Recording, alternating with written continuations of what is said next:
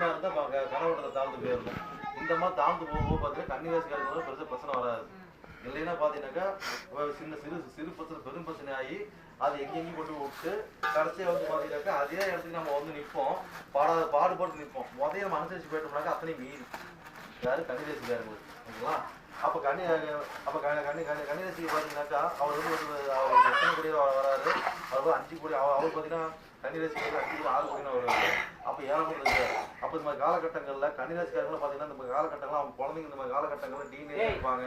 அதை காதல் திருமணம் இதெல்லாம் பண்ணக்கூடிய கலப்பு திருமணம் இதெல்லாம் கன்னிராசி வீட்டில் இந்த மாதங்களும் நடக்கும்.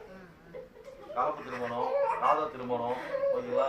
இந்த மாதிரி பிரச்சனைலாம் பார்த்தீங்கன்னா கன்னிராசியோட குடும்பத்தில் வரக்கூடிய சூழ்நிலை கொடுக்கும் ஓகேங்களா. அதே மாதிரி பார்த்தீங்கன்னாக்கா ஒரு ஜாமீன் போட்டு மாட்டிக்கிறது, ஒரு வக்கலுக்கு வாங்கி மாட்டிக்கிறது, நான் ஆச்சுன்னு வாக்குறுதி மாட்டிக்கிறது, இது எல்லாமே கன்னிராசிக்கு வந்துடும். பார்த்து உஷாரம் சூதாரம் நிதானத்தோடு இருக்கணும். எடுத்தமாக கவுத்தமாக பண்ணோம்னா அங்கே நம்ம மாட்டிக்குவோம் ஓகேங்களா. அதே மாதிரி இந்த மாதிரி கன்னிராசி பார்த்தீங்கன்னாக்கா பூர்வீகத்தில் வரக்கூடிய சொத்து பத்துக்களாக இருந்ததுனாக்க கொஞ்சம் ஒரு பிரச்சனை ஒரு கோர்ட்டில் கேஸ் நடந்ததுனால அது ஒரு லீவுக்கு வரும். அதனால் ஒரு சாந்தத்துக்கு வரும், ஒரு அமைதிக்கு வரும், ஒரு நிதானத்துக்கு வரக்கூடிய சூழ்நிலை கொடுக்கும். அதே மாதிரி குலதெய்வ கோயில் வழிபாடு பண்ணுறது கன்னிராசிக்காரர்களுக்கு ரொம்ப ரொம்ப சிறப்பு ஓகேங்களா.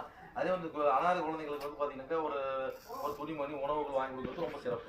யார் கன்னிராசிக்காரங்க ஒரு பேனா பேப்பர்கள் வாங்கி கொடுக்குறது, உணவு தீனி வாங்கி கொடுக்குறது நல்லது. சரி, அடுத்தது பார்த்தீங்கன்னா துலாம் ராசி. துலாம் ராசிக்காரங்களுக்கு